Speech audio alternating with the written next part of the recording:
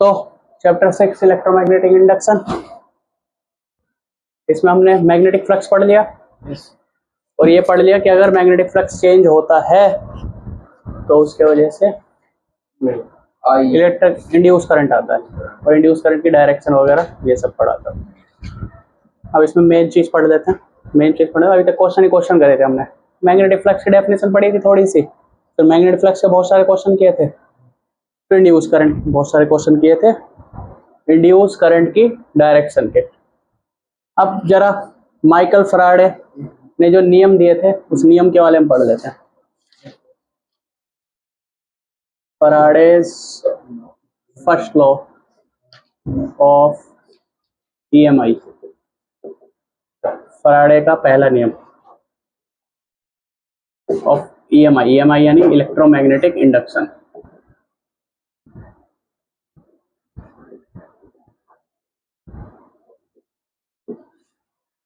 Faraday first law of EMI ये कहता है कि अगर कोई भी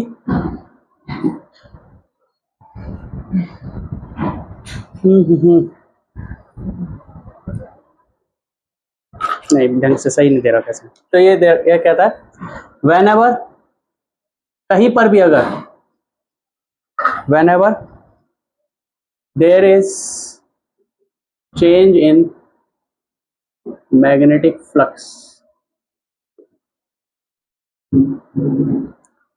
जब भी मैग्नेटिक फ्लक्स में चेंज आएगा, मैग्नेटिक फील्ड में भी आ सकता है, मैग्नेटिक फ्लक्स में चेंज कैसे आ सकता है, चाहे तो मैग्नेटिक फील्ड में चेंज आ जाए,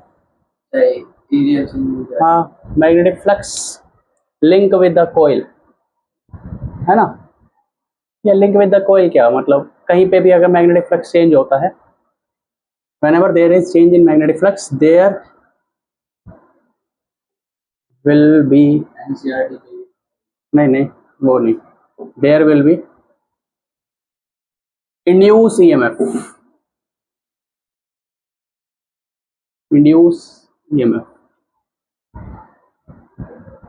ठीक है। whenever there is change in magnetic flux, ऐसा लिख लो, चलो ठीक है, वैसे तो लिखने की जरूरत नहीं, लिंक विद द कोइल ऐसे लिख लो, चाहे लिंक विद द कोइल।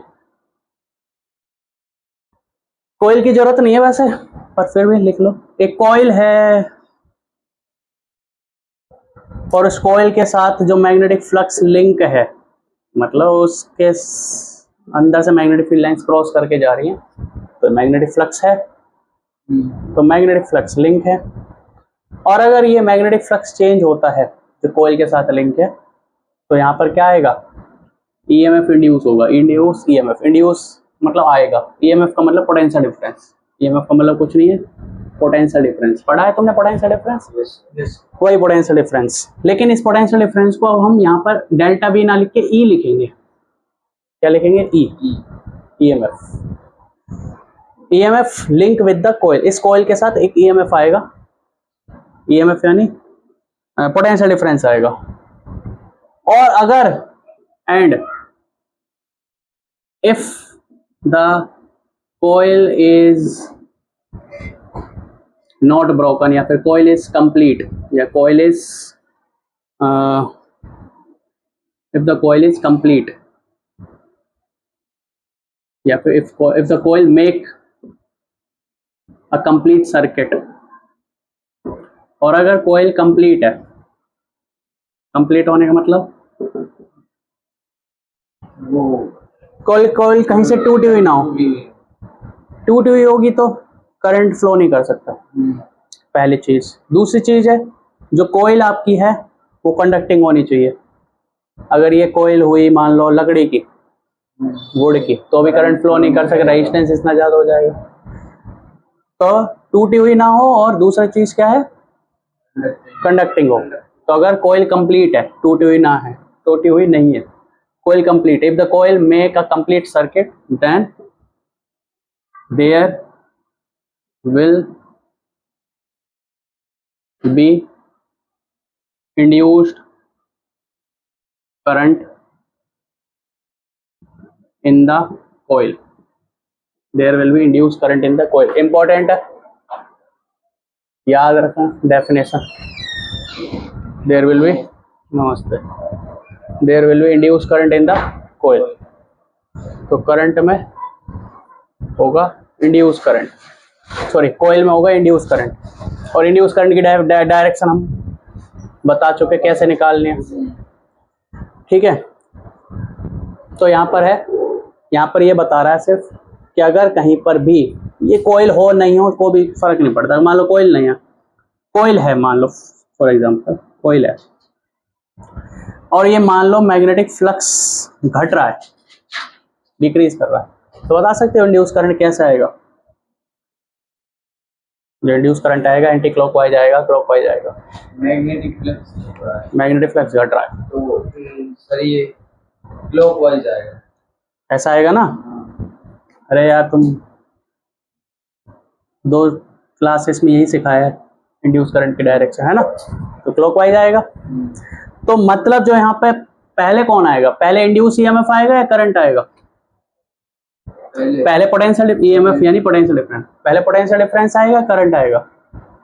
पहले आएगा पोटेंशियल डिफरेंस। क्या लिखा है, whenever there is change in magnetic flux, अगर मैग्नेटिक फ्लक्स है कोयल के साथ, अगर मैग्नेटिक फ्लक्स लिंक है ना, there will be induce EMF and if the coil is complete, तो पहले क्या आएगा इंड्यूस ईएमएफ, और अगर इंड्यूस ईएमएफ आ गया उसके बाद अगर कोयल कंप्लीट है तो क्या आएगा इंड्यूस करंट आएगा। तो करंट बाद में आएगा, पहले पोटेंशियल डिफरेंस है। अगर बैटरी है, ये रेजिस्टेंस है, पहले बैटरी आएगी करंट आएगा। अगर बैटरी नहीं है तो क्या करंट आ जाएगा? तो पहले बैटरी आएगी, बैटरी पोटेंशियल डिफरेंस क्रिएट करेगी, पोटेंशियल डिफरेंस क्रिएट करेगी तब जाके करंट आएगा। तो सेम कहानी यहाँ पर है, तो पोटेंशियल डिफरेंस पहले आएगा या फिर करंट पहले आएगा? पोटेंशियल डिफरेंस पहले आएगा, और वो किस हिसाब से आएगा कि फ्लक्स चेंज हो रहा है तो पोटेंशियल डिफरेंस आ जाएगा। जब फ्लक्स चेंज हो रहा है तो पोटेंशियल डिफरेंस कैसे आएगा, इससे पहचान लगा सकते हो। करंट ऐसा आ रहा है ना, मतलब करंट ऐसा आ रहा है तो मतलब यहाँ एक इमेजिनरी बैटरी मान सकते हो तुम, जिसका हाई पोटेंशियल यहाँ पर है, लो पोटेंशियल यहाँ पर। इमेजिनरी बैटरी, एक्चुअल में बैटरी नहीं लगाई तुमने, ये तो इमेजिनरी। करंट से पहचान रहे हम, करंट से पहचान रहे, तो मतलब यहाँ पर पोटेंशियल हाई है और यहाँ पर पोटेंशियल लो है। पोटेंशियल डिफरेंस आ रहा है, यहाँ पर पोटेंशियल हाई लो लो लो घटता जा रहा, पोटेंशियल घटता जा रहा, ऐसे। तो ये पोटेंशियल डिफरेंस आ गया, उसको पोटेंशियल डिफरेंस को बताने के लिए हमने बताया कि हाँ एक बैटरी की तरह बिहेव कर रहा है ये कोयल, ठीक है। और अगर ये सर्किट कंप्लीट है तो ये करंट फ्लो करेगा, और सर्किट कंप्लीट है तो करंट फ्लो करेगा, और सर्किट कंप्लीट नहीं है तो करंट फ्लो नहीं करेगा। ये है। मान लो यहाँ पे कोयल ही नहीं होती, कोयल नहीं होती पर फ्लक्स होता, और फ्लक्स चेंज हो रहा होता, फ्लक्स वही घट रहा होता, तो इंड्यूस ईएमएफ आता।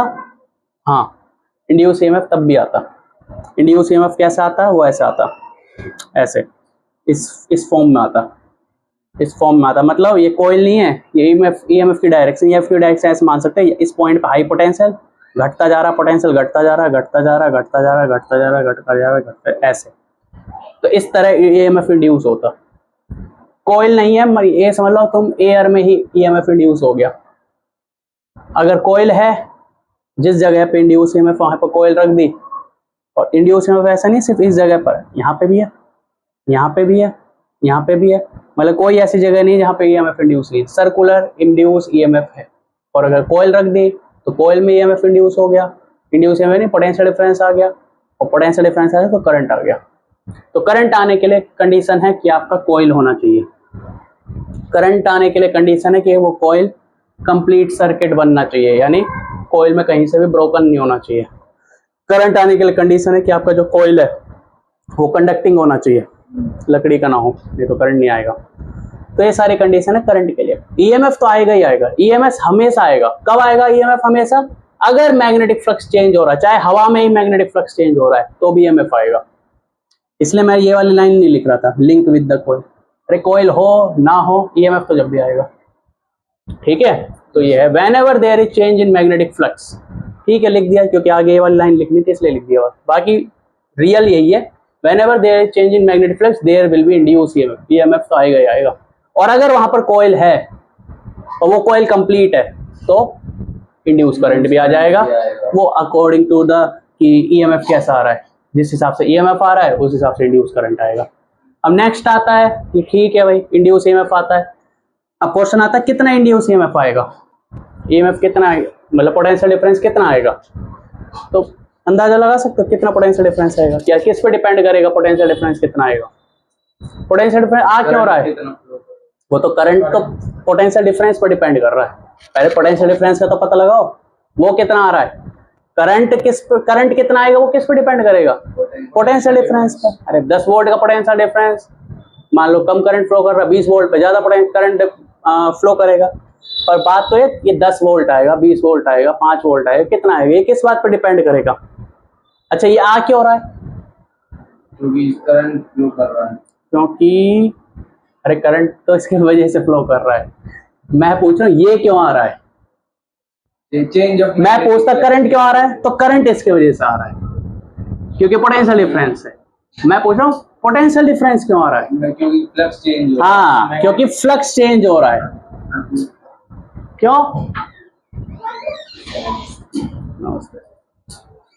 क्यों आ रहा है ये, फ्लक्स चेंज हो रहा है।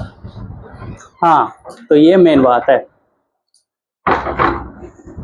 पोटेंशियल डिफरेंस क्यों आ रहा है, क्योंकि फ्लक्स चेंज हो रहा है, क्योंकि फ्लक्स चेंज हो रहा है और पोटेंशियल डिफरेंस आ रहा है इसलिए करंट आ रहा है। तो अब क्वेश्चन आता है कितना आएगा पोटेंशियल डिफरेंस, आ रहा है ठीक है, फ्लक्स के चेंज होने की वजह से पोटेंशियल डिफरेंस है, फ्लक्स चेंज होगा और ये तो है जितना फ्लक्स चेंज होगा उतना पोटेंशियल डिफरेंस आएगा। और एक्चुअल में होता है कितनी तेजी से फ्लक्स चेंज होगा, जितना ज्यादा तेजी से फ्लक्स चेंज होगा उतना ज्यादा पोटेंशियल डिफरेंस आएगा। ठीक है, जितना तेजी से, मान लो तुम ऐसे घुमा रहे हो फ्लक्स को चेंज कराने के लिए, ऐसे घुमा रहे हो इसको, यहाँ पे मैग्नेटिक फील्ड लाइंस ऐसे जा रही है अंदर की तरफ। अब तू ऐसे करके ऐसे कर दे, मान लो मैग्नेटिक फील्ड लाइंस अंदर की तरफ है तो फ्लक्स क्या मैक्सिमम है इस समय। अरे बी, मान लो बी, तो बी है अंदर की तरफ, इसका एरिया ए है और एरिया वेक्टर और बी के बीच का एंगल कितना है, 0। तो बी ए कॉस 0, कॉस 0 के बदले बी ए आया मैग्नेटिक फ्लक्स, इसको घुमा के तूने ऐसे कर दिया तो बी उतना ही है, एरिया वेक्टर इस तरफ हो गया तो कितना हो गया, बी ए कॉस 90, कॉस 90 0, तो मैग्नेटिक फ्लक्स 0 हो गया। यहाँ मैग्नेटिक फ्लक्स था बी ए, यहाँ मैग्नेटिक फ्लक्स था 0, तो जब तूने यहाँ से यहाँ घुमाया तो मैग्नेटिक फ्लक्स चेंज हुआ, कितना हुआ, बी ए।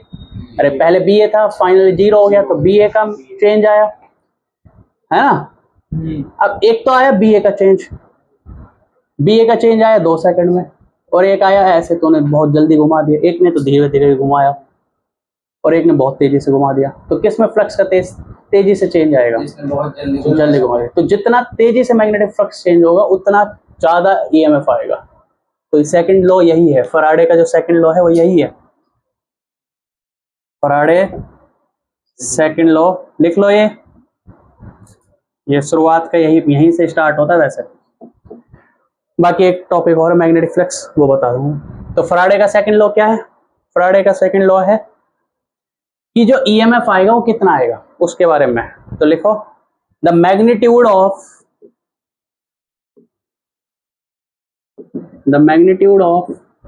इंड्यूस्ड ईएमएफ, यानी जो पोटेंशियल डिफरेंस आ रहा है इसका मैग्नीट्यूड, यानी ये कितना आएगा। The magnitude of induced EMF is directly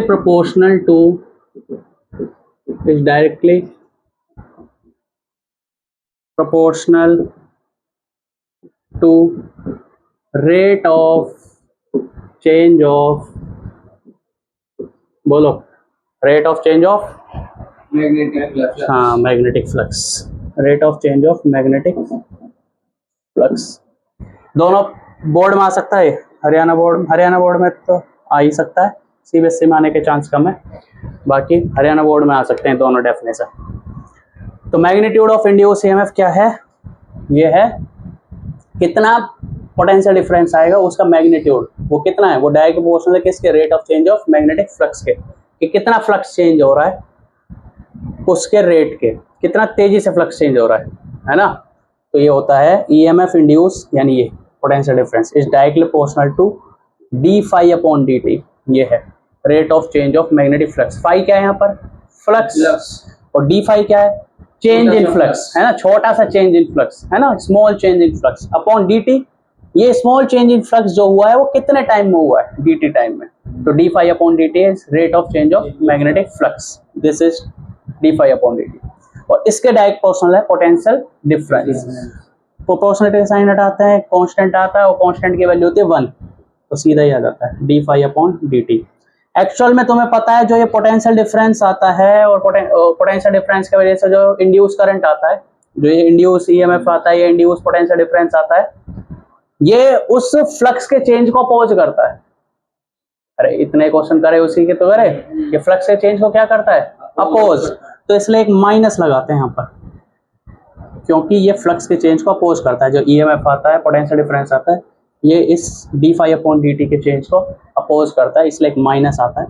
अगर तुम पोटेंशियल डिफरेंस का मैग्नीट्यूड देखना चाहते हो तो मैग्नीट्यूड कितना आएगा, मोड लगा लो तो ये माइनस हट जाएगा, तो आ जाएगा d phi अपॉन dt।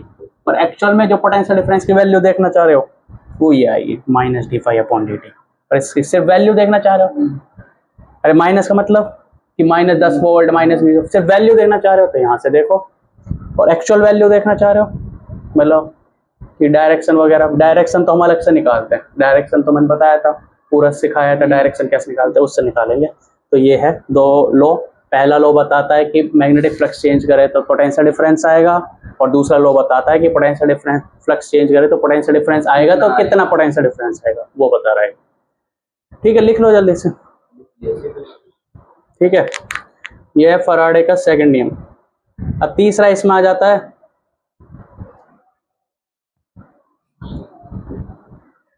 तीसरा इसमें आता है लेंज लॉ, जिससे हम, ठीक है, पोटेंशियल डिफरेंस आया, पोटेंशियल डिफरेंस आया तो करंट आया, करंट आया तो करंट की डायरेक्शन वो कैसे पता लगेगी, वो पता लगेगी लेंज लॉ से।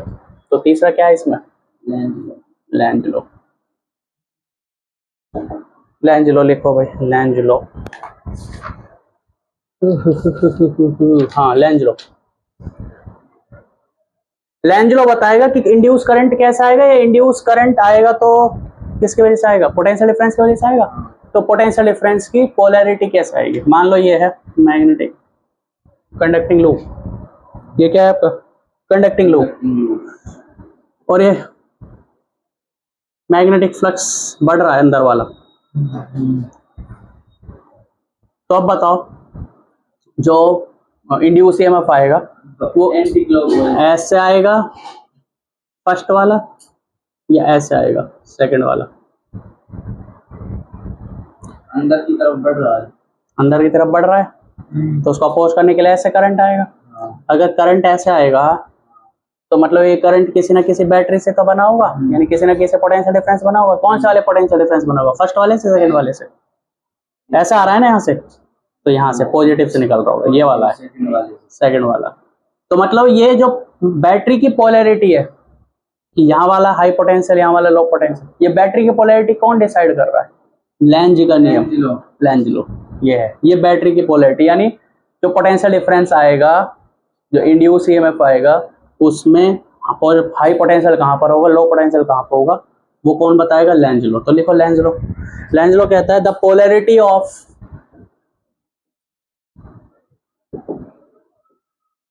induced EMF, the polarity of induced EMF is such that the polarity of induced EMF is such that, तो पोलैरिटी किस हिसाब से होगी EMF इंड्यूस की, इस हिसाब से होगी कि वो जिसके वजह से पैदा हो रहा है EMF, जिसके वजह से पैदा हो रहा है उसी को खत्म करने की कोशिश करेगा। अरे किसकी वजह से पैदा हो रहा है, फ्लक्स के चेंज के वजह से, फ्लक्स में चेंज हो रहा है इसलिए EMF इंड्यूस आ रहा है। अब EMF इंड्यूस इस तरह से आएगा कि वो फ्लक्स के चेंज को अपोज करेगा, ठीक है। तो the polarity of induce EMF is such that it always opposes, it always opposes the change in flux, ये हमेशा फ्लक्स के चेंज को अपोज करेगा। It always opposes change in flux which is responsible for its production, which is responsible for its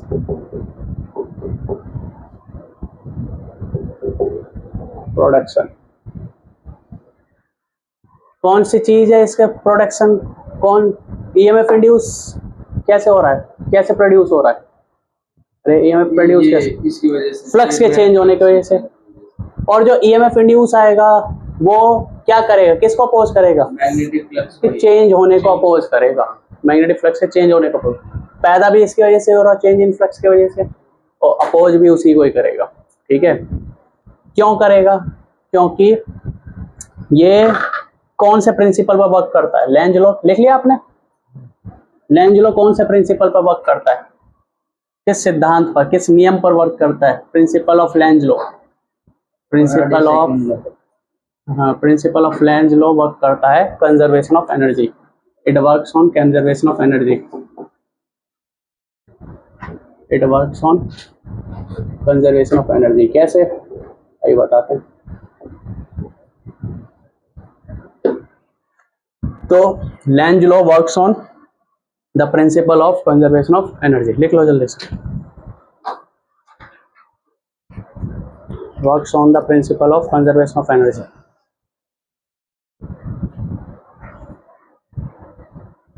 sir इसमें principle PL ही आएगा। ये वो वाला लिख दिया मैंने, आगे हटा दो।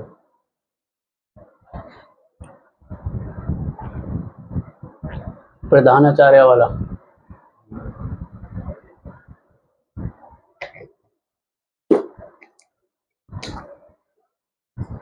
प्रिंसिपल। लो भाई, किस नियम पे वर्क करता है?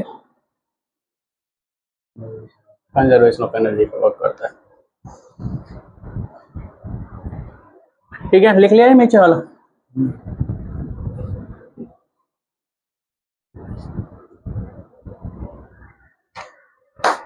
तो इसको समझाते हैं लेंज लॉ एक और जल्दी से, थोड़ा समझा देता हूँ पुराना। ठीक है, देखो इलेक्ट्रिक फ्लक्स जैसे होता है वैसे होता है मैग्नेटिक फ्लक्स। थोड़ा सा बता रहा हूँ पुराना। मैग्नेटिक फ्लक्स क्या होता है? फाई से डिनोट करते हैं, होता है बी, कितना मैग्नेटिक फील्ड है। अब मैग्नेटिक फ्लक्स किसी ना किसी एरिया से तो निकलेगा। मान लो ये है, यहाँ पे मैग्नेटिक फील्ड लाइंस अंदर की तरफ है, ऐसे चारों तरफ मैग्नेटिक फील्ड लाइंस हैं, मैग्नेटिक फील्ड लाइन अंदर की तरफ है। ठीक है, और ये मैग्नेटिक फील्ड कितना है? बी। तो इस एरिया से, मान लो इस एरिया की रेडियस है आर, मतलब इस सर्कल का रेडियस है आर, तो इस सर्कल से कितना मैग्नेटिक फ्लक्स जा रहा है? तो मैग्नेटिक फील्ड कितना है? बी। एरिया कितना है? पाई आर स्क्वायर, है ना। और देखना पड़ेगा कॉस थीटा। कॉस थीटा क्या है? थीटा है एंगल बिटवीन बी वेक्टर और इस एरिया का जो एरिया वेक्टर होगा। एरिया का एरिया वेक्टर कैसे निकालेंगे? ये है मान लो एरिया, तो इसका एरिया वेक्टर इसके परपेंडिकुलर टू द सरफेस। तो ऐसे भी हो सकता है और ऐसे भी हो सकता है। अब कोई सा भी ले लो, हमारी मर्जी। मैग्नेटिक फील्ड अंदर की तरफ है, इसको छेदते हुए, इसको क्रॉस करके हुए जा रही है ऐसे मैग्नेटिक फील्ड लाइंस, तो हम एरिया वेक्टर ये वाला लेंगे। तो बताओ मैग्नेटिक फील्ड लाइन की डायरेक्शन इस तरफ, एरिया वेक्टर की डायरेक्शन इस तरफ, तो cos 0 आ जाएगा। तो मैग्नेटिक फ्लक्स कितना आएगा? बोलो। B इंटू में पाई आर। हाँ, B इंटू में पाई आर स्क्वायर, यानी B है। ये मैग्नेटिक फ्लक्स आएगा इसके साथ, सर्कल के साथ। EMI क्या हो? इलेक्ट्रोमैग्नेटिक इंडक्शन क्या है? वो कहता है, या फैराडे का फर्स्ट लॉ क्या है? वो कहता है अगर ये फ्लक्स चेंज होता है, अगर ये फ्लक्स चेंज होता है, एरिया के अंदर जो फ्लक्स जा रहा है कितना है? B है ना। ये घटता है या बढ़ता है? अब कई कारणों से चेंज हो सकता है। कैसे कारणों से चेंज हो सकता है? या तो B स्ट्रॉन्ग हो जाए, मैग्नेटिक फील्ड की वैल्यू बढ़ जाए, तो मैग्नेटिक फ्लक्स चेंज हो जाएगा। एरिया चेंज हो जाए, यानी कोयल आपका छोटा हो जाए या कोयल बड़ा हो जाए, या कोयल आपकी मैग्नेटिक फील्ड रीजन से बाहर निकल जाए। अभी तो पूरा मैग्नेटिक फील्ड में, मान लो मैग्नेटिक फील्ड रीजन इतनी जगह में है और इस कोयल को हम यहाँ से निकाल के बाहर निकाल दें, तो क्या इतने रीजन में फ्लक्स रह जाएगा? तो एरिया एक तरीके से कम हो गया ना।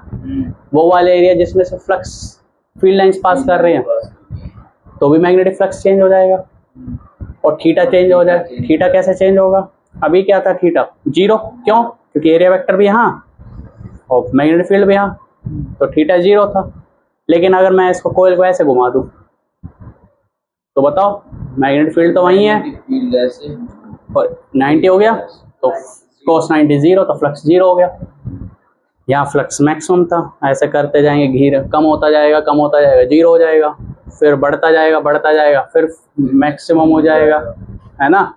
तो इस तरह से थीटा चेंज हो रहा है। तो थीटा चेंज होने से मैग्नेटिक फ्लक्स चेंज हो सकता है, एरिया चेंज होने से मैग्नेटिक फ्लक्स चेंज हो सकता है, और मैग्नेटिक फील्ड लाइंस चेंज होने से मैग्नेटिक फ्लक्स चेंज हो सकता है। ईएमआई क्या कहता है?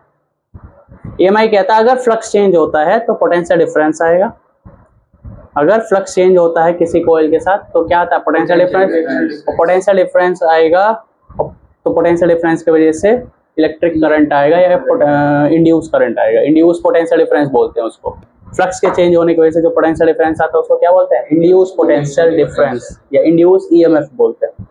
और ईएमएफ आएगा तो इंड्यूस करंट आएगा। तो इंड्यूस करंट आएगा तो वो ऐसा आएगा कि वो इस फ्लक्स के चेंज होने को अपोज करेगा। वो फ्लक्स के चेंज होने क्या करेगा? अपोज करेगा, और इसी को बोलते हैं लेंज लॉ। ठीक है, तो अब 3 आते हैं।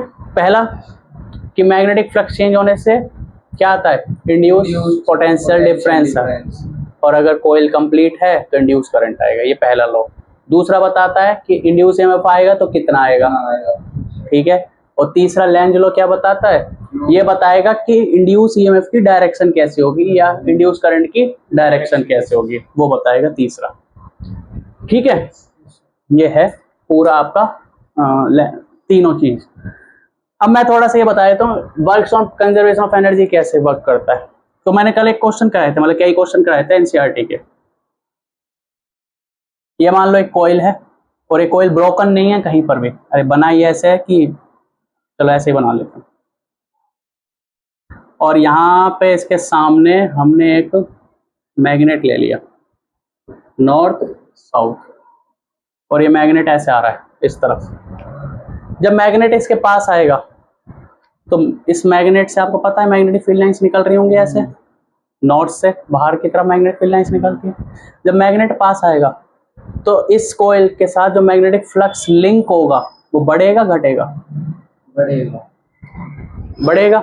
भाई अभी तो मैग्नेटिक फील्ड लाइन केवल एक ही पास जा रही है, ये वाली यहाँ से जा रही है मैग्नेटिक फील्ड लाइन। जब ये पास आएगा तो क्या ये मैग्नेटिक फील्ड लाइन जो अभी यहाँ से जा रही है क्या वो भी इसके अंदर से जाने लग जाएंगी? अरे ये जब आगे आएगा तो ये मैग्नेटिक फील्ड लाइंस क्या ये भी इसके अंदर से जाएंगी? फिर जब आगे आएगा तो मैग्नेटिक फ्लक्स बढ़ेगा क्योंकि मैग्नेटिक फील्ड लाइंस बढ़ रही हैं। और मैग्नेटिक फ्लक्स बढ़ेगा तो लेंज लॉ क्या कहता है कि इसमें इंड्यूस ईएमएफ और इंड्यूस करंट ऐसा आएगा कि वो इस मैग्नेटिक फ्लक्स को बढ़ने से रोकेगा, इसको अपोज करेगा। वो ये नहीं चाहता कि नॉर्थ पोल पास ना आए, वो चाहता है कि फ्लक्स चेंज ना हो। और यहाँ फ्लक्स क्यों चेंज हो रहा है? क्योंकि नॉर्थ पोल पास आ रहा है। अगर नॉर्थ पोल पास आ रहा है तो फ्लक्स बढ़ रहा है, तो फ्लक्स को बढ़ने से रोकने के लिए ये ऐसा करंट बनाएगा। और मैंने तुम्हें कई बार बताया हुआ 4th चैप्टर में कि अगर कोई करंट कैरिंग कॉइल है और उसमें करंट ऐसा बन रहा है, कैसा? Anti clockwise. Anti clockwise current बन रहा है, इसका मतलब उसको हम क्या मान सकते हैं? नॉर्थ मान सकते हैं। उसको क्या मान सकते हैं? नॉर्थ पोल की तरह बिहेव करेगा। और अगर उसमें क्लॉकवाइज करंट बन रहा है तो साउथ पोल की तरह बिहेव करेगा।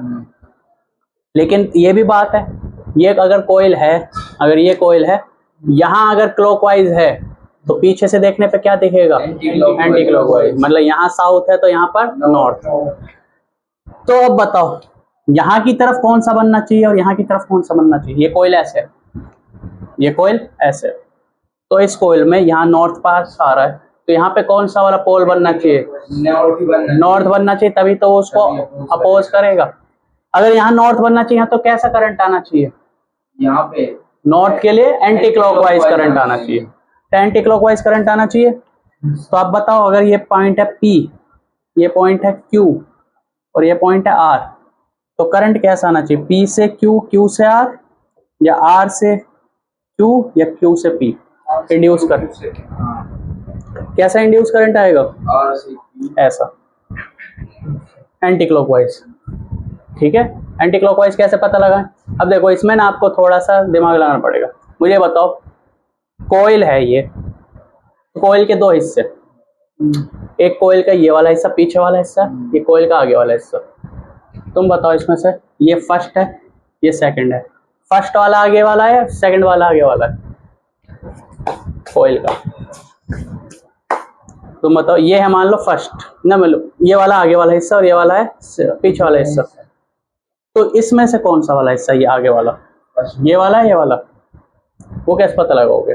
तो इसको देखना पड़ेगा आपको, कोयल कौन सी साइड से देखी जा रही है? इस साइड से देखी जा रही है, इस साइड से? बताओ। इस साइड से। क्यों? क्योंकि ये देखो डॉट डॉट डॉट कहाँ तक बन रहे हैं, यहाँ तक बन रहे हैं। अगर मैं इस साइड से देखूंगा तभी तो मैं डॉट देख पाऊंगा, है ना? इस साइड से देखूंगा तो यहाँ बनते और ये वाला मिट जाता, ये वाला मिट जाता और यहाँ से बनते। अरे यहाँ से देख पा रहा हूं मैं, मतलब यहाँ से जो लाइन आ रही है मुझे यहाँ तक दिख रहा है। तुम देख रहे हो सेंटर तक ये लाइन जा रही है, तो मतलब यहाँ से लाइन आ रही है और वो यहाँ सेंटर तक जा रही है। अगर मैं यहाँ से देखूंगा पीछे से तो क्या ये वाली लाइन दिखेगी मुझे? ये वाली यहाँ पर जाती हुई मुझे यहाँ से देखना पड़ेगा, तब जाके वो लाइन दिखेगी। तो इस हिसाब से अंदाजा लगाना पड़ेगा कि ये कौन सा वाला हिस्सा, ये आगे वाला हिस्सा और ये वाला पीछे वाला हिस्सा।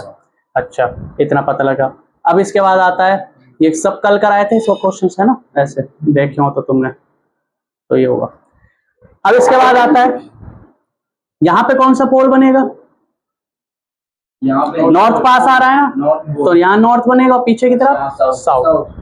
तो बहुत आसान तरीका है, जब भी कोयल ऐसे हो, पोल मैग्नेट वगैरह हो, तो सिंपल है, देख लो। आपको भी ये पता होना चाहिए आगे वाला हिस्सा कौन सा, पीछे वाला हिस्सा कौन सा है।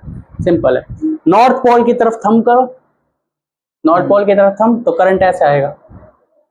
यही तो होता है, वो याद करो, क्या बोल, सोलिनॉइड। सोलिनॉइड में बताते थे कि सोलिनॉइड में नॉर्थ पोल कहाँ की तरफ होगा, जहां हमारा थंब होगा, और करंट की डायरेक्शन ऐसे। अगर नॉर्थ पोल यहाँ की तरफ है तो यहाँ थंब, तो करंट की डायरेक्शन ऐसे। तो इसमें करंट की डायरेक्शन ऐसे होगी। ऐसे का मतलब आगे वाले हिस्से में आती हुई, अरे ये देखो पीछे वाले हिस्से से यूं हो जा रहा है करंट, और आगे वाले हिस्से में ऐसे आ रहा है। ये देखो मेरा हाथ है ना, तो यहाँ से थंब का मतलब नॉर्थ पोल इस तरफ, साउथ पोल इस तरफ, और करंट कैसा आ रहा है, यूं घूम के ऐसे, यूं घूम के, यानी पीछे वाले हिस्से में ऊपर की तरफ और आगे वाले हिस्से में नीचे की तरफ। अब आगे वाला हिस्सा कौन सा वाला है, ये है ना, तो इसमें आएगा नीचे की तरफ और पीछे वाले में ऊपर की तरफ। ठीक है, तो ये होगा इंड्यूस करंट की डायरेक्शन। अगर हम मान लें इमेजिनरी बैटरी या पोटेंशियल डिफरेंस, तो बताओ ऊपर वाला कौन सा टर्मिनल, पॉजिटिव नेगेटिव? ये वाला पॉजिटिव, तभी तो करंट निकलेगा यहाँ से, तो इंड्यूस ईएमएफ ऐसे होगा। ठीक है, पोटेंशियल डिफरेंस ऐसा आएगा, कोई बात नहीं। अच्छा, तो ये हो गया इंड्यूस करंट की डायरेक्शन, ऐसे हो रही है। अब आता है, मतलब करंट डायरेक्शन होगी आर से क्यू, क्यू से पी, तो ये वाला सही होगा, आर से क्यू, क्यू से पी। अब आते हैं इस पे, कंजर्वेशन ऑफ मैकेनिकल एनर्जी का क्या मतलब है। देखो अब बताओ, इसको ऐसे ला रहे हो तुम, क्या हमें यहाँ पर इलेक्ट्रिक एनर्जी मिल रही है? जब हम इसको पास ला रहे हैं, क्या इसमें इंड्यूस करंट आ रहा है? इंड्यूस करंट आ रहा है, वायर का कुछ रेजिस्टेंस भी होगा, रेजिस्टेंस होगा, तो आई पावर मिल रही होगी हमें। पावर का फॉर्मूला होता है आई स्क्वायर आर। करंट है, वायर का रेजिस्टेंस है, तो पावर होगी, पावर यानी कि एनर्जी मिल रही है, एनर्जी पर सेकंड मिल रही है। तो एनर्जी मिल रही है, तो एनर्जी आ कहाँ से रही है? करंट फ्लो कर रहा है, तो हाँ करंट फ्लो कर रहा है इसलिए एनर्जी आ रही है, बिल्कुल सही बात है। लेकिन उसके लिए एनर्जी आ कहाँ से रही है भाई? हम जब सर्किट में वो लगाते हैं ना ऐसे, तो एनर्जी कहाँ से आती है? सेल से। सेल में बताया था केमिकल एनर्जी होती है, रिडॉक्स रिएक्शंस होती हैं सेल में, उसके वजह से एनर्जी, वो याद हो तो इलेक्ट्रॉन यहाँ से एनर्जी लेता है और यहाँ एनर्जी रिलीज करता है। पूरा 1 घंटे का लेक्चर बताया था इसमें कि कैसे एनर्जी पास करता है इलेक्ट्रॉन्स, यहाँ से सेल से एनर्जी लेके रेजिस्टेंस पे जाते हैं। यहाँ पर एनर्जी कहाँ से आ रही है बताओ? यहाँ पर तो बैटरी है नहीं। अरे बैटरी तो मतलब वैसे ही तो आ रही है, हवा में बन रही है बैटरी, एक तरीके से हवा में पोटेंशियल डिफरेंस बन रहा है, एक्चुअल बैटरी थोड़ी यहाँ पर। तो हो क्या रहा है, जब तुम इसको पास ला रहे हो तो यहाँ पर क्या बन जा रहा है? North pole. यहाँ पर नॉर्थ पोल बन जा रहा है। है ना, मैग्नेटिक नॉर्थ पोल या करंट कैरिंग कोयल वाला मैग्नेटिक नॉर्थ पोल। अब बताओ जब तुम इसको पास लाओगे तो क्या आसान है पास लाना या फिर मुश्किल है? क्योंकि नॉर्थ पोल रिपेल कर रहा है, उस रिपल्सन के अगेंस्ट क्या इसको मूव करा रहे हो आगे की तरफ। मान लो नॉर्थ पोल नहीं बनता तो क्या आराम से मूव करा लेते, क्या तुम्हें कोई एक्सटर्नल फोर्स लगाना पड़ता? पर अब नॉर्थ पोल बन गया यहाँ पर, क्या इस अपोजिशन की वजह से तुम्हें एक्स्ट्रा वर्क डन करना पड़ेगा इसको मूव कराने के लिए? तो जो एक्सटर्नल फोर्स लगा रहे हो तुम इसको आगे मूव कराने के लिए, वो एक्सटर्नल फोर्स आपके शरीर की एनर्जी खर्च कर रही है। आपका work done, external work done use हो रहा है या आपका मैकेनिकल वर्क डन यूज हो रहा है। That mechanical work done is used in electric energy. तो मतलब आपकी जो मैकेनिकल एनर्जी है वो खर्च हो रही है किसमें, वो खर्च होके किसमें कन्वर्ट हो जा रही है, इलेक्ट्रिक एनर्जी। मतलब आपकी एनर्जी खर्च नहीं हो रही है। जैसे साउंड और उसमें क्या होता है, इसको बंद कर दो। जैसे तुमने पत्थर ऊपर से गिराया तो पत्थर की एनर्जी कहाँ गई, पत्थर के पास पोटेंशियल एनर्जी थी, अरे ये है ना, ये गिराया पोटेंशियल एनर्जी थी, वो कहाँ गई? तो पहले तो गई काइनेटिक एनर्जी में, इसलिए वो नीचे तक गिरा। जैसे ही इससे टकराया फिर कहाँ गई? तो साउंड में चली गई, थोड़ी सी हीट बनी होगी, वो एनर्जी गायब हो गई, है ना, साउंड में खत्म हो गई उसमें। यहाँ पर क्या हुआ, तुमने इसको फोर्स लगा के वर्क करके इसको मूव कराया आगे की तरफ, तो जो तुमने एनर्जी दी वो कहाँ गई? इसी इलेक्ट्रिक एनर्जी में कन्वर्ट हो गया। किसमें कन्वर्ट हो गए? इलेक्ट्रिक एनर्जी में। तो मतलब जो तुम मैकेनिकल वर्क डन करोगे इसको मूव कर, मान लो तुम इसको दूर ले जा रहे हो, दूर ले जा रहे हो तो मैग्नेटिक फ्लक्स जितना बना हुआ था पहले वो कम होने लगेगा। अगर इसको दूर ले जा रहे हो तो मैग्नेटिक फ्लक्स बना हुआ था वो उतना कम होने लगेगा। तो फिर से अपोज करेगा, अपोज करेगा तो इस बार नॉर्थ ना बना के यहाँ पे क्या बना लेगा? साउथ। साउथ बना लेगा, साउथ बना लेगा तो तुम जैसे ही दूर ले जाओगे ये अट्रैक्ट करेगा, अट्रैक्ट करेगा, उस अट्रैक्शन के अगेंस्ट तुम इसको वर्क कराओगे तो वो work done external work done, mechanical work done बोलते हैं उसको। तो वो वर्क डन इसमें किसके रूप में? हाँ, तो एनर्जी ऐसा नहीं है कहीं से पैदा हो रही है, तो it is conservation of energy पर वर्क कर रहा है। इसलिए लैंजलो क्या कहता है, हमेशा अपोज करेगा, क्योंकि वो आसानी से काम को नहीं होने दे देगा, है ना। तो जो तुम वर्क डन करोगे वो वर्क डन इसमें इलेक्ट्रिक एनर्जी में खर्च हो रहा है। ठीक है, एक वहाँ पे क्या कहते हैं इसका नाम, एक लैब थी गुड़गांव में, गए थे ना, ये ले जाते रहते मैं और थोड़ा स्कूल वाले, उसमें एक साइकिल थी इसी पर बेस्ड। तो उसमें साइकिल जब चलाते थे तो मैग्नेटिक फील्ड लाइंस बनाई हुई थी, मैग्नेटिक फ्लक्स चेंज होता था और उससे इलेक्ट्रिक करंट बनता था। तो उसकी जो भी एनर्जी बनती थी वो सारी की सारी एनर्जी आगे हेडलाइट लगाई थी, वो हेडलाइट जलने लग जाती थी इलेक्ट्रिक एनर्जी से। तो जब वो साइकिल चलाते थे, जब सिंपल साइकिल चलाते हैं स्टैंड पे खड़ी हुई तो इतना टफ नहीं होता साइकिल चलाना। जब वहाँ चला रहे थे साइकिल तो बहुत भारी चल रही थी, क्यों? इसी वजह से, क्योंकि एक्सटर्नल वर्क डन करना पड़ रहा था उस इलेक्ट्रिक एनर्जी को बनाने के लिए। सेम वर्क डन करना पड़ता है, ऊपर पहाड़ से पानी गिरता है, नीचे टरबाइन लगाते हैं, वो टरबाइन ऐसे लगी रहती है, यहाँ मैग्नेटिक फ्लक्स है, मतलब मैग्नेटिक फील्ड लाइंस ऐसे होती हैं, उस टरबाइन से ये घूमता है, ये घूमता है तो मैग्नेटिक फ्लक्स चेंज होता है, मैग्नेटिक फ्लक्स चेंज होता है तो इलेक्ट्रिक करंट बनता है ना। तो ये आपका हाइड्रो पावर प्लांट्स होते हैं जो उनमें होता है। सेम न्यूक्लियर एनर्जी में होता है, न्यूक्लियर एनर्जी में वो गर्म एनर्जी बनती है, उस एनर्जी से पानी को भाप बनाया जाता है, पानी को भाप बना के हाई प्रेशर पे छोड़ा जाता है, हाई प्रेशर छोड़ा जाता है, ये आपका घूमने लग जाता है, फिर से वही एनर्जी बनती है। तो बस मेन बात है कि आप मैकेनिकल वर्क डन दोगे कैसे। वहाँ पानी की हेल्प से मैकेनिकल वर्क डन दे रहे थे, वहाँ आप न्यूक्लियर एनर्जी में भी पानी को भाप बना के हाई प्रेशर से छोड़ रहे थे, वहाँ मैकेनिकल वर्क डन मिल रहा है। तो बस यही है। तो मैकेनिकल एनर्जी में क्या हो रहा है, कंजर्वेशन ऑफ एनर्जी में क्या हो रहा है, mechanical work done is converted into, किसमें कन्वर्ट हो रहा है, इलेक्ट्रिकल एनर्जी में, is converted into electric energy. इसलिए हमेशा पोज करेगा, इसलिए क्या करेगा, हम हमेशा पोज करेगा।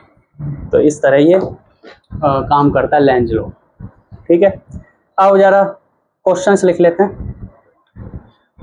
इसके क्या बोलते हैं इसको, देखो ये तुम्हें खुद समझना पड़ेगा, कौन सा हिस्सा आगे का है, कौन सा हिस्सा पीछे का है, डायग्राम देख के पहचानना पड़ेगा।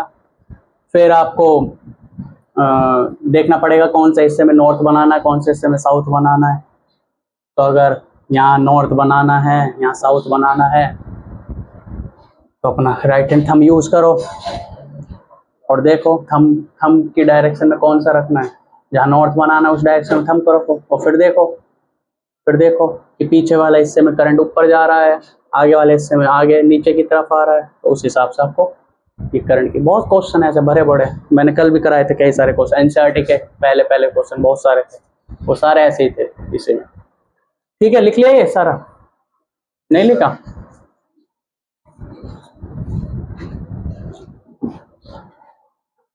और क्वेश्चन लिख लो इसके ऐसे और इस तरह के, कर लेना घर पे, कर लेना, मैं नहीं कराऊंगा ये, ऐसे मैंने करा दिए, कई क्वेश्चन करा दिए।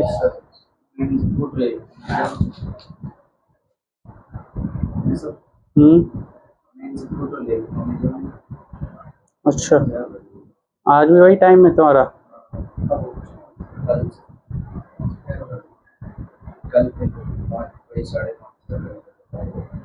ठीक है, जाओ।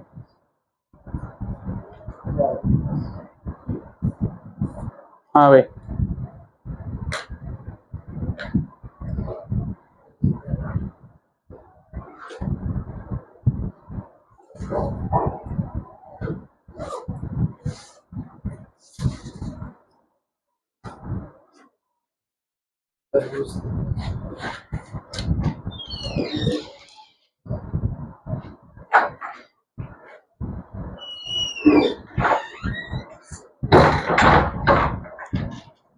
ठीक है, तो ये क्वेश्चन लिख लो, ऐसे खुद करना, 2 4 5 क्वेश्चन ऐसे। ये कॉइल है, ये इसका डॉट, यहाँ पर एक मैग्नेट है, वही इंड्यूस करंट के क्वेश्चन है, यहाँ साउथ पोल, यहाँ नॉर्थ पोल।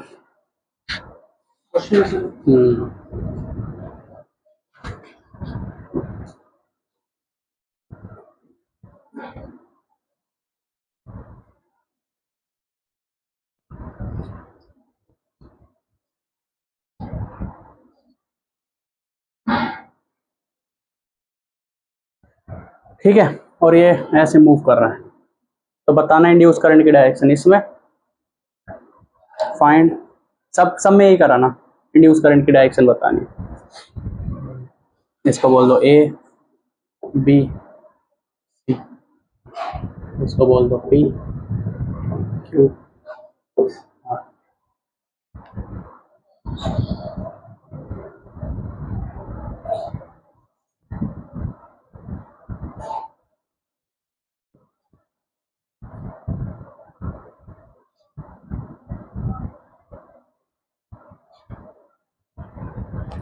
कर लोगे?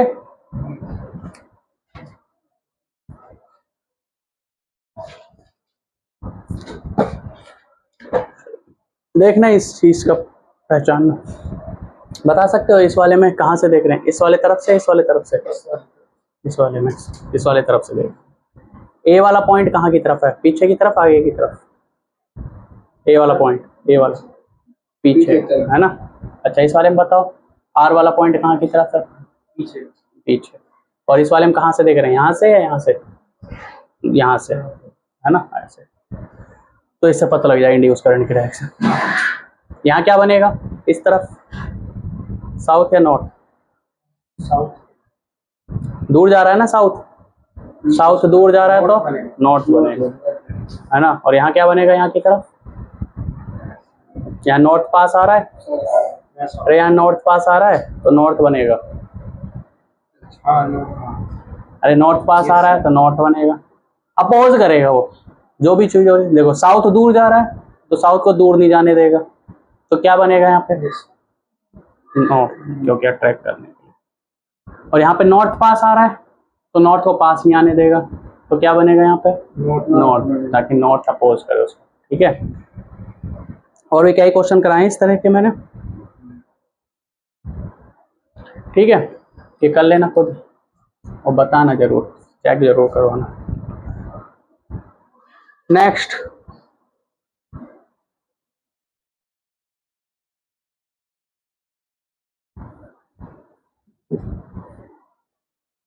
नेक्स्ट क्वेश्चन है एक कॉइल है ऐसे, ठीक है, और एक मैग्नेट ऐसे गिर रही है नीचे की तरफ, कोई सी मान लो, नॉर्थ मान लो, साउथ मान लो, और ये ड्रॉप हो रही है, ड्रॉप होती है कोई चीज तो उसका एक्सलेरेशन होता है जी, जी एक्सलेरेशन से गिरती है।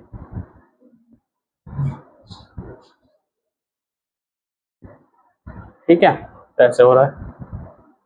ये हॉरिजॉन्टल प्लेन में कॉइल ऐसे रखी है, ये हॉरिजॉन्टल प्लेन में कॉइल ऐसे रखी है, और ये मैग्नेट ऐसे गिर रही है, ऐसे गिर के और इसको क्रॉस करके ऐसे निकल रही है। ठीक है, और अगर ये कॉइल ब्रोकन है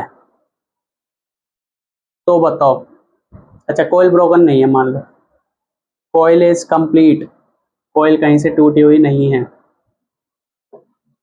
और कॉइल कंडक्टिंग भी है, coil is conducting, coil is conducting, दोनों कंडीशन है। तो क्या इसी जी एक्सलेरेशन से गिरेगी, तो एक्सलेरेशन क्या होगा, जी से कम होगा, जी से ज्यादा होगा, या जी के बराबर होगा इसके गिरने का, जी से कम होगा। जी से कम होगा। ठीक है, क्यों, कोई कंप्लीट है पहली बात तो, कहीं से ब्रोकन नहीं है, कोई कंडक्टिंग है, करंट आराम से फ्लो हो सकता है। जब ये मैग्नेट गिरेगी तो मैग्नेटिक फ्लक्स चेंज होगा, मैग्नेटिक फ्लक्स चेंज होगा तो ईएमएफ इंड्यूस होगा, मैग्नेटिक फील्ड लाइंस बढ़ेगी ना, नॉर्थ पास आएगा तो मैग्नेटिक फ्लक्स चेंज होगा, मैग्नेटिक फ्लक्स चेंज होगा तो ईएमएफ इंड्यूस होगा, और ईएमएफ आएगा तो इलेक्ट्रिक करंट आएगा, वो इलेक्ट्रिक करंट इसको क्या करेगा, अपोज करेगा नॉर्थ पोल को, तो नॉर्थ पोल को अपोज करेगा तो यहाँ क्या बनेगा, नॉर्थ, और नीचे साउथ। तो पता लग रहा है ये वाला आगे का हिस्सा है, ये वाला पीछे का हिस्सा है, और यहाँ नॉर्थ ऊपर की तरफ नॉर्थ बनेगा तो ऊपर की तरफ थंब, ऐसा आएगा करंट, तो ऐसे करंट आएगा इस तरफ, तो इसको अपोज करेगा, तो क्या जी से गिरेगा, जी से कम से गिरेगा, अरे मतलब जितने जी एक्सलेरेशन से गिरेगा या उससे कम से गिरेगा, अरे कोई चीज आराम से गिर रही है, और कोई चीज अब इसको अपोज कर रही है, तो अपोज कर रही है तो धीरे धीरे गिरेगा। अच्छा, जैसे ड्रॉप करके यहाँ पहुंचेगा तो अब यहाँ आ जाएगा साउथ, यहाँ आ जाएगा नॉर्थ, अब ये साउथ दूर जाने लगेगा, साउथ दूर जाने लगेगा तो नीचे की तरफ नॉर्थ बन जाएगा, इसको दूर जाने से रोकने के लिए, ऊपर की तरफ साउथ, तो पहले ऊपर की तरफ नॉर्थ बन रहा था, नीचे साउथ, अब ये साउथ दूर जा रहा है तो नीचे क्या बन जाएगा, नीचे बन जाएगा नॉर्थ, ताकि साउथ दूर ना जाए उसको अट्रैक्ट करने के, तो पूरे ही केस में क्या होगा, एक्सलेरेशन जी से कम होगा। और अगर ये कहता कि कॉइल कहीं ब्रोकन है, कॉइल अगर ब्रोकन है, कॉइल कहीं से टूटी हुई है, तो एक्सलेरेशन क्या होता, जी के बराबर होता, क्योंकि कोई करंट आता नहीं फिर, अरे कोई सर्किट कंप्लीट नहीं होता तो कोई करंट नहीं आता, कोई करंट नहीं आता तो कोई नॉर्थ साउथ नहीं बनता, कोई नॉर्थ साउथ नहीं बनता, कोई रिपल्सन नहीं होता, कोई रिपल्सन नहीं होता, तो एक्सलेरेशन उतना ही रहता जितना है, मतलब सीधा सीधा गिर जा रहा आराम से। या फिर ये कॉपर की ना होके लकड़ी की होती कोयल, तो क्या होता, तो भी कोई करंट नहीं आता, अरे लकड़ी की कोयल होती तो करंट जीरो हो जाता वैसे ही, तो करंट जीरो हो जाता, फिर नॉर्थ साउथ नहीं आएगा, नॉर्थ साउथ नहीं आएगा, फिर से एक्सलेरेशन क्या आएगा, जीरो। तो मतलब ये दो कंडीशन है, तो ये एक्सलेरेशन कम होगा जी से, वरना एक्सलेरेशन जी के बराबर हो जाएगा। ठीक है,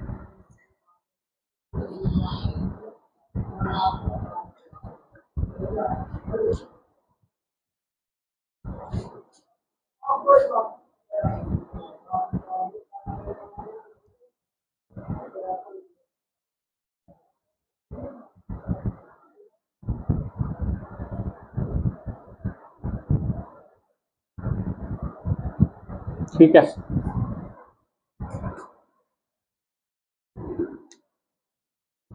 if coil is broken और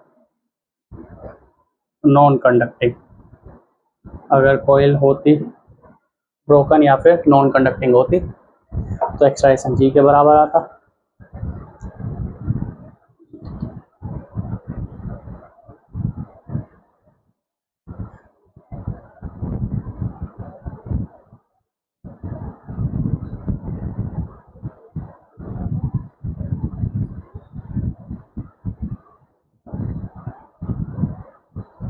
ठीक है। अच्छा, एक और,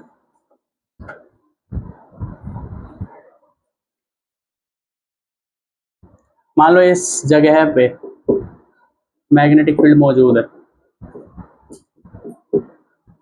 इस जगह पे, और एक बॉब, मेटल बॉब को छोड़ा गया। अगर ये नहीं होता तो ये आराम से ऑसिलेट करता है ऐसे, यहाँ से ओ, तो नीचे बनाते हैं इसको, तो ये आराम से ऐसे ऑसिलेट करता और बहुत देर तक ऑसिलेशन होता है, यहाँ से जाता है यहाँ, फिर यहाँ से वापस यहाँ आता है, फिर यहाँ से वापस यहाँ जाता है, फिर यहाँ से वापस यहाँ आता है। लेकिन यहाँ पर बना दिया हमने क्या, मैग्नेटिक फील्ड लाइंस इस जगह में। अब जैसे ही ये यहाँ से आ जाएगा, है तो ये मेटल, जैसे इसमें एंटर करेगा तो मेरा मैग्नेटिक फ्लक्स बढ़ेगा। अरे केवल इतने को उसमें, जब ये पूरा एंटर कर जाएगा तो क्या मैग्नेटिक फ्लक्स बढ़ जाएगा, है ना। जब यहाँ पहुंचेगा तो फिर मैग्नेटिक फ्लक्स घटेगा। तो मतलब जब एंटर कर रहा है तो मैग्नेटिक फ्लक्स बढ़ रहा है, और जब बाहर निकल रहा है तो मैग्नेटिक फ्लक्स घट रहा है। तो इसमें जो इंड्यूस करंट आएगा वो इस हिसाब से आएगा कि इस चेंज को अपोज करेगा, चाहे मैग्नेटिक फ्लक्स बढ़ रहा हो चाहे मैग्नेटिक फ्लक्स घट रहा हो। तो उस चेंज को अपोज करने के लिए हमेशा रिपल्सन होगा, अंदर जा रहा है तो अंदर नहीं जाने देगा, बाहर निकल रहा है तो बाहर नहीं निकलने देगा, उस हिसाब से इलेक्ट्रिक करंट आएगा। तो ये होता क्या, पहले क्या होता, पहले ये होता, अगर ये नहीं होता तो आराम से यूं जा रहा है फिर यूं आ रहा है, फिर आराम से यूं जा रहा है फिर यूं आ रहा है। लेकिन अब क्या होगा, अब जाएगा यहाँ पे, जैसे ही पहुंचेगा, जैसे ही फ्लक्स अंदर, तो ये रुकने की कोशिश करेगा, है ना, तो स्पीड कम हो जाएगी। जैसे यहाँ बाहर निकलेगा, नहीं बाहर निकलेगा, फिर से उसको स्टॉप करने की कोशिश करेगा। अरे पहले तो एंटर नहीं होने देना चाह रहा था, क्योंकि फ्लक्स बढ़ रहा है तो फ्लक्स बढ़ने नहीं दे रहा, फिर जब निकल रहा है तो फ्लक्स घटने नहीं दे रहा, तो निकलने नहीं चाहेगा। तो क्या होगा, एक ही बार में रुक जाएगा, या फिर ज़्यादा से ज़्यादा यहाँ पहुँचेगा फिर वो रुक जाएगा, है ना। तो मतलब ऑसिलेशंस नहीं हो पाएंगे, या ऑसिलेशन को डैम्प्ड कर देगा। तो क्या करेगा ये, the change in flux, due to change in flux oscillations stops, oscillation stops हो जाएंगे, और इसको बोलते हैं डैम्पिंग ऑसिलेशन। डैम्प्ड, रोक दिया ऑसिलेशंस को होने से, ऑसिलेशंस को डैम्प कर देगा और इसको रोक देगा। यही कंसेप्ट यूज होता है आपका उसमें, गैल्वेनोमीटर पढ़ाया था जब, याद करो, गैल्वेनोमीटर बताया था। ये जो कोयल है, यहाँ पे वो होता था, क्या बोलते हैं उसको, फेरोमैग्नेटिक मटेरियल। तो वो कोयल ऐसे होती थी, टॉर्क लगता था, घूमती घूमती घूमती घूमती यहाँ तक जाते, स्पीड ज़्यादा हो जाती। तो बताया था ऐसे होता था। यहाँ कोयल है, करंट फ्लो करा है, टॉर्क लगा, टॉर्क की वजह से यहाँ पर जाके मान लो नेट टॉर्क 0 हो गया, लेकिन यहाँ तक जाते जाते स्पीड ज़्यादा हो जाती थी। तो ये यहाँ पहुँचेगा, फिर टॉर्क आपका रिस्टोरिंग टॉर्क ज़्यादा हो जाता था, फिर ये वापस आएगा, फिर स्पीड ज़्यादा, तो यहाँ पे ऑसिलेट की सिचुएशन बनती थी, है ना, ऑसिलेशन सिचुएशन बनती थी। लेकिन यहाँ पर जो ये कोयल लगा हुआ था, इसके साथ लगा हुआ था, अपने कोयल के साथ, ये वाला जो नीडल है, ये जो नीडल है ये लगा हुआ था कोयल के साथ। वो कोयल किस में घूम रही है, मैग्नेटिक फील्ड में। इस कोयल के साथ हम एक वो लगाते थे, याद करो तुम थोड़ा सा, ऐसे एक फेरोमैग्नेटिक मटेरियल लगाते थे और उसमें होती थी कोयल ऐसे, है ना।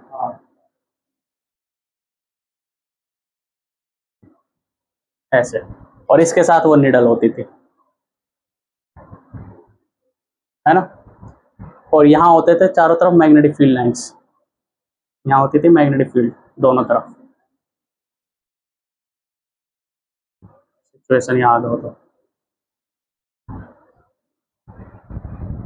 तो जो ये मैग्नेटिक फील्ड में घूमता था ये कॉइल ऐसे, जब यहाँ से यहाँ घूमता था तो मैग्नेटिक फील्ड में ऐसे घूमता था। मैग्नेटिक फील्ड में घूमेगा तो मैग्नेटिक फ्लक्स चेंज होगा, मैग्नेटिक फ्लक्स चेंज होगा तो वही डैम्पिंग ऑसिलेशंस होंगी और ये वाइब्रेट ना करके एक बार में रुक जाएगा। क्यों? क्योंकि यहाँ पर इंड्यूस करंट आएगा और इंड्यूस करंट ऐसा आएगा जो इसको अपोज करेगा वाइब्रेशंस को, क्योंकि वाइब्रेट जितना ज़्यादा करेगा उतना ज़्यादा फ्लक्स चेंज होगा।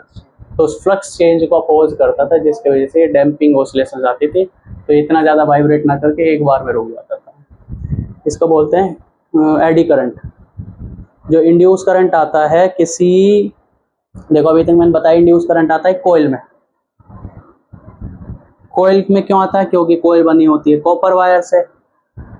लेकिन अगर कोयल ना होकर एक पूरा ऐसे डिस्क प्लेट हो तो क्या वहां पर इंड्यूस करंट आएगा? इंड्यूस करंट आएगा।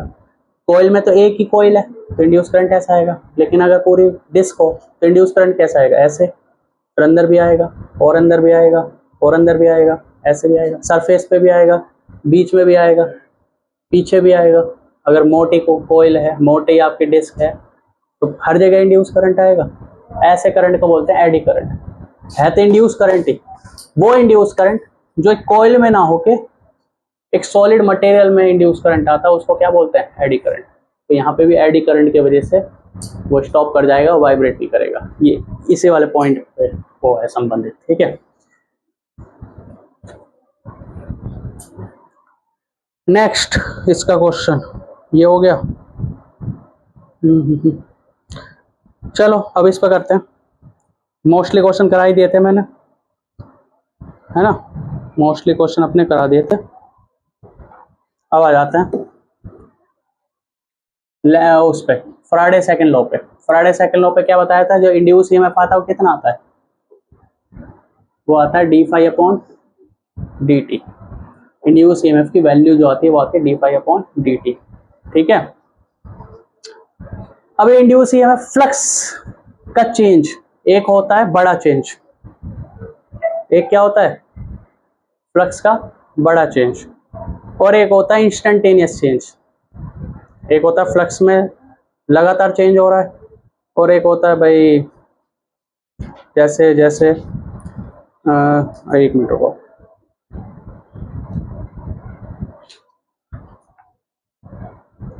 हाँ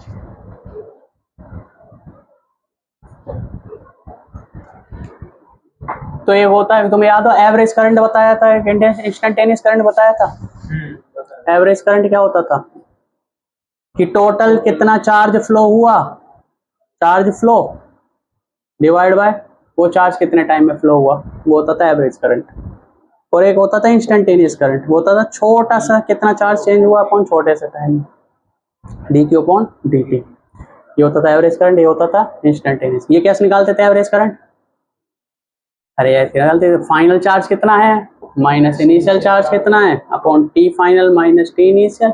T final minus T initial की वैल्यू मान लो टी है, फाइनल टाइम है मान लो 10 सेकंड, इनिशियल टाइम तो 2 सेकंड, तो 10 माइनस 2 8, तो वो 8 यहाँ पर लिख जाएगा।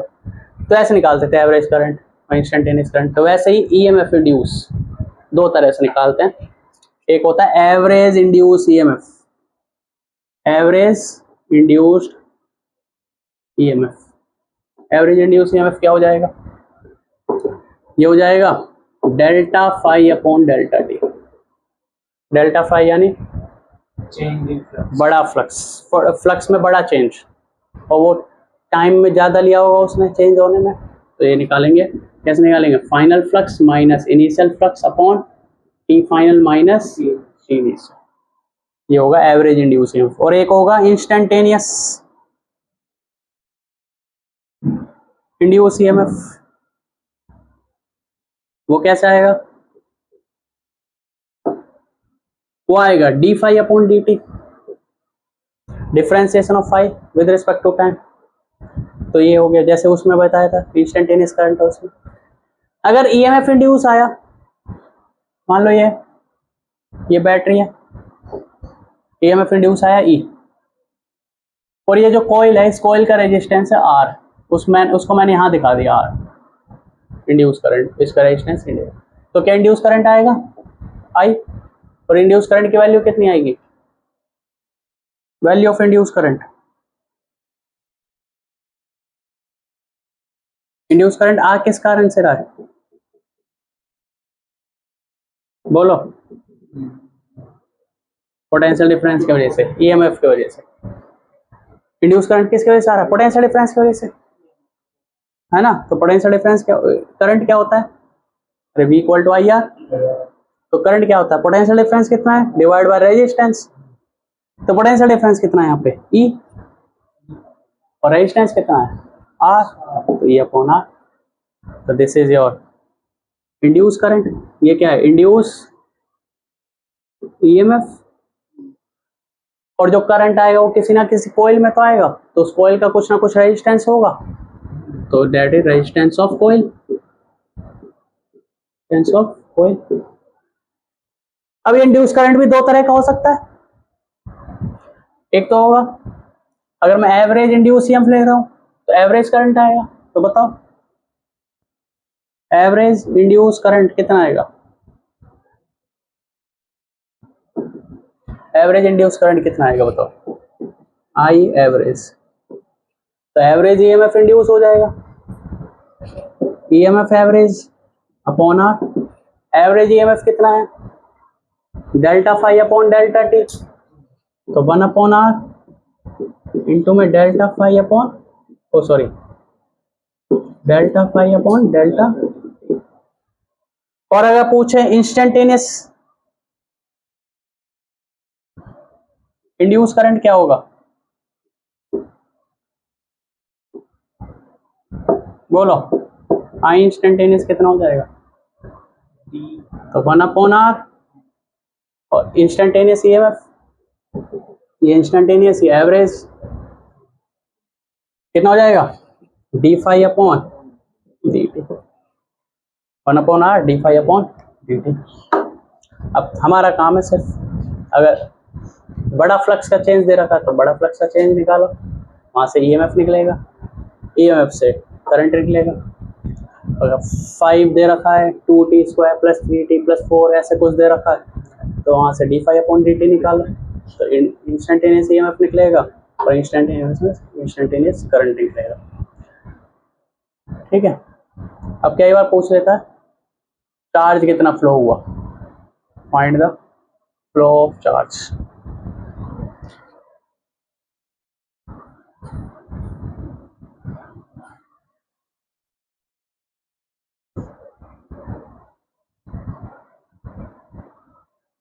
तो करंट क्या होता है, एवरेज करंट,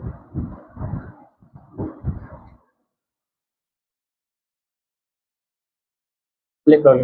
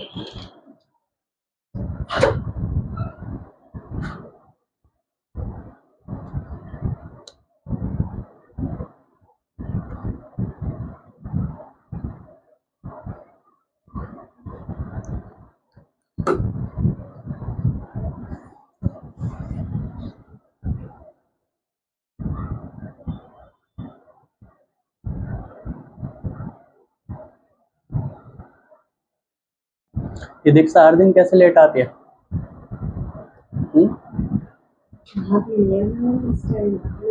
अच्छा इसलिए अब तो स्कूल जाने लग जाएगी। लिख लिया? अब देखो यहाँ से क्या है, कंसेप्ट। पोटेंशियल डिफरेंस निकाला, एवरेज पोटेंशियल डिफरेंस, तो एवरेज पोटेंशियल डिफरेंस है average current, potential difference upon resistance, potential difference upon resistance average current, average potential difference upon resistance is average. ये क्या है?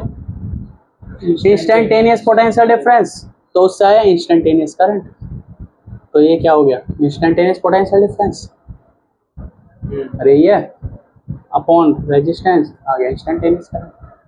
अब आता है करंट, करंट को क्या लिख सकते हैं? एवरेज करंट को, एवरेज करंट को लिख सकते हैं कितना चार्ज फ्लो हुआ, flow of charge upon delta T, और ये है किसके बराबर? देखो एवरेज इंड्यूस करंट, ये रहा, ये किसके बराबर है?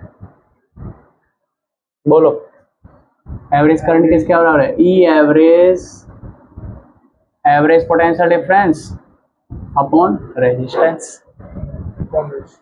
अरे पोटेंशियल डिफरेंस को हम ऐसे लिख रहे हैं, ई से, डेल्टा वी से ना लिख के, और ई एवरेज होता कितना है? ई एवरेज होता है delta phi upon delta t, ठीक है, डेल्टा टी से, अच्छा इसको अलग से ले लेते हैं, दोनों को, इन दोनों को अलग से ले लेते हैं, इन दोनों को अलग से ले, तो देखते हैं डेल्टा क्यू अपॉन डेल्टा की किसके बराबर है? डेल्टा फाई अपॉन डेल्टा, ठीक है, यहाँ से डेल्टा टी से डेल्टा टी कटा, तो यहाँ से क्या पता लगा कि जो चार्ज फ्लो कर रहा है वो किस पर डिपेंड कर रहा है? वो फ्लक्स के चेंज पर डिपेंड कर रहा है। डेल्टा फाई क्या है? कितना फ्लक्स में चेंज हुआ, केवल इस पर डिपेंड कर रहा है। डेल्टा क्यू इस पर डिपेंड नहीं कर रहा कितने टाइम में फ्लक्स चेंज हुआ। करंट किस पर डिपेंड कर रहा है? करंट इस बात पे भी डिपेंड कर रहा है कितने टाइम में कितना फ्लक्स चेंज हुआ। लेकिन चार्ज फ्लो किस पर डिपेंड कर रहा है? कि कितना फ्लक्स चेंज हुआ, टाइम पर डिपेंड नहीं कर रहा। मान लो दो का फ्लक्स चेंज हुआ, एक हुआ यहाँ पे, ऐसे है फ्लक्स, ऐसे मान लो मैक्सिमम फ्लक्स है, ये घूम के मिनिमम फ्लक्स हो गया, ऐसे फ्लक्स है मैक्सिमम, ये घूम के जीरो फ्लक्स हो गया मान लो, ठीक है, कितना फ्लक्स हो गया? जीरो। यहाँ था मैक्सिमम 10 था फ्लक्स, फ्लक्स की वैल्यू 10, यहाँ जीरो हो गई, तो कितना फ्लक्स चेंज हुआ? 10। तो जब 10 का फ्लक्स चेंज हुआ 1 सेकंड में, और एक हुआ 10 का फ्लक्स चेंज 10 सेकंड में, तो 1 सेकंड में फ्लक्स का चेंज हुआ तो टाइम कम लगा तो करंट ज्यादा आएगा। चेंज कितने का फ्लक्स हुआ? 10 का, कितने सेकंड में? 1 सेकंड में, तो करंट क्या आएगा? ज्यादा आएगा। लेकिन वही 10 का फ्लक्स चेंज अगर ज्यादा टाइम में हो तो करंट कम आएगा। लेकिन जो चार्ज फ्लो की बात है वो सेम फ्लो करेगा। 10 सेकंड में धीरे धीरे धीरे धीरे धीरे धीरे फ्लक्स चेंज हो रहा है, तो जितना चार्ज तब फ्लो होगा, और जल्दी से चेंज करा दो तो भी उतना ही चार्ज फ्लो करेगा। चार्ज फ्लो सेम रहेगा। Charge flow does not depend on, it does not depend on, बोलो, on the time in which flux change. इस बात पर डिपेंड नहीं करेगा कि फ्लक्स चेंज कितने टाइम में हुआ, इस बात पर डिपेंड करेगा फ्लक्स कितना चेंज हुआ। इट ओनली डिपेंड्स ऑन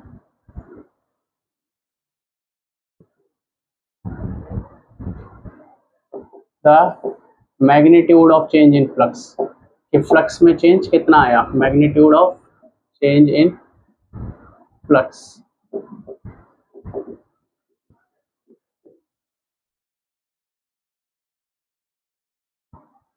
ये तुम्हारा उसका क्वेश्चन है सीबीएसई का, ये पूछा था उसमें, मतलब मैंने देखा था क्वेश्चन में, उसमें ये पूछा हुआ था, मतलब यही ड्राइव करना था तुम्हें कि प्रूव दैट कि charge flow does not depend on the time of change in flux, या rate of change of flux. Rate पर डिपेंड नहीं करता, वो सिर्फ इस बात पर डिपेंड करता है कि फ्लक्स में कितना चेंज हुआ। रेट पर डिपेंड करेगा आपका करंट, करंट 3 चीज पर डिपेंड करेगा। करंट डिपेंड करेगा रेजिस्टेंस पर, कितना ज्यादा रेजिस्टेंस है, रेजिस्टेंस ज्यादा तो करंट कम होगा।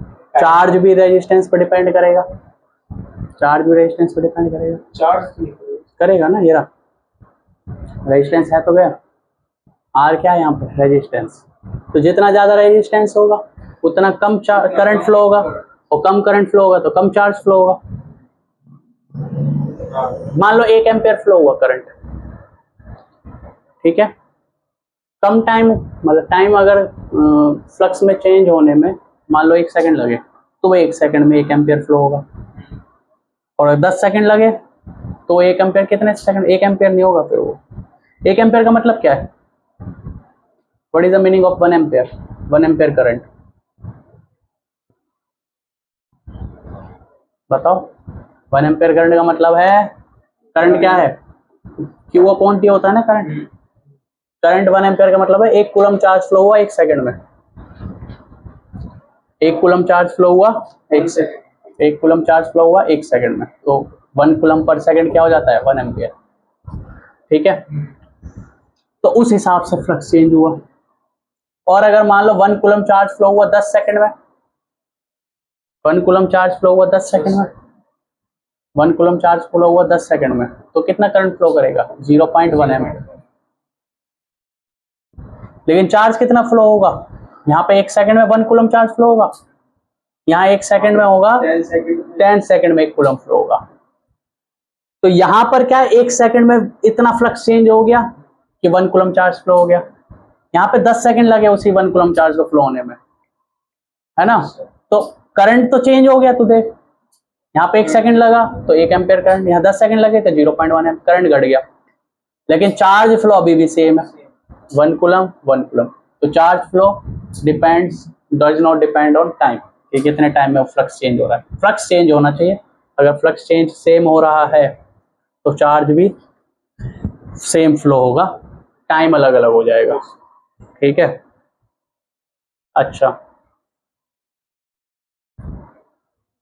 ये बताओ, ये y एक्सिस, ये x एक्सिस, ये y एक्सिस, ये x एक्सिस, और कोई ग्राफ है मान लो ऐसे y x graph, dy upon dx क्या होता है, इसको बोलते हैं slope of graph.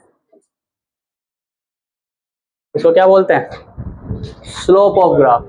dy upon dx क्या होता है, स्लोप ऑफ ग्राफ। और स्लोप क्या होता है, एक्चुअली में मुझे स्लोप देखना है, तो एक तो तरीका हुआ इस y और x के बीच का रिलेशन होगा, उस रिलेशन का ग्राफ है, उसका डिफरेंशिएशन करो, स्लोप निकालो। दूसरा तरीका स्लोप निकालने का, ये जो एंगल है x एक्सिस के साथ, इसको निकाल लो और इसकी टेंजेंट थीटा की वैल्यू निकाल लो, वही आंसर आएगा दोनों का। स्ट्रेट लाइन ग्राफ है तो क्या स्लोप बदलेगा, स्ट्रेट लाइन ग्राफ है तो क्या ये एंगल बदलेगा, सेम रहेगा। तो क्या टेन थीटा सेम रहेगा, क्या dy अपॉन dx सेम रहेगा, ठीक है, याद रखना है। Straight line, in straight line graph, straight line graph slope is same, slope is same. Similarly ऐसे अगर ग्राफ, तो ऐसे अगर ग्राफ ऐसे है तो बताओ, ये y एक्सिस, ये x एक्सिस। दीदी को भेज दो, कौन सी दीदी को, वो वाली। मान, ठीक है अभी आ रही है, वहां बैठो पीछे।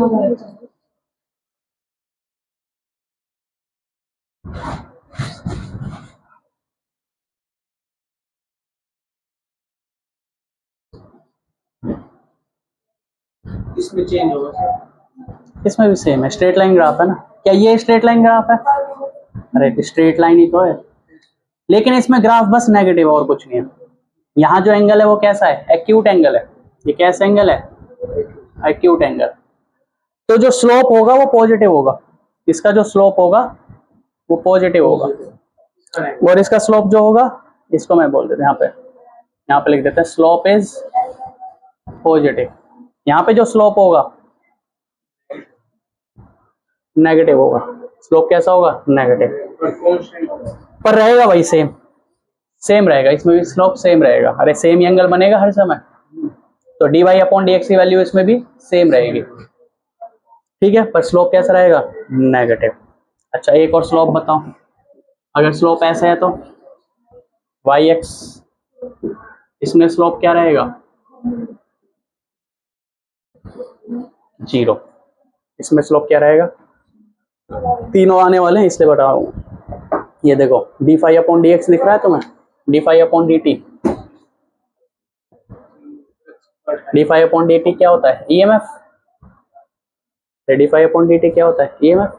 वाई एक्सिस की जगह रख दो तुम, वाई एक्सिस की जगह रख दो फाई, और एक्स एक्सिस की जगह रख दो टाइम।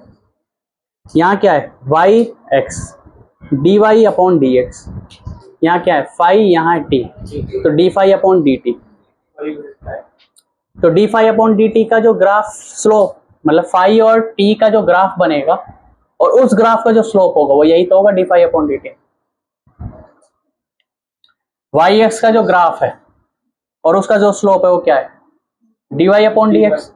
तो फाई और टी का जो ग्राफ है उसका जो स्लोप है वो D phi upon D T. वो D phi upon D T किसके बराबर है? ईएमएफ के बराबर है। तो ये तीन चीज पढ़ो, कल बताते हैं इसके बारे में। ठीक है, ये स्लोप तीनों है, तीनों काम आएंगे। क्या क्वेश्चन बनते हैं इनके?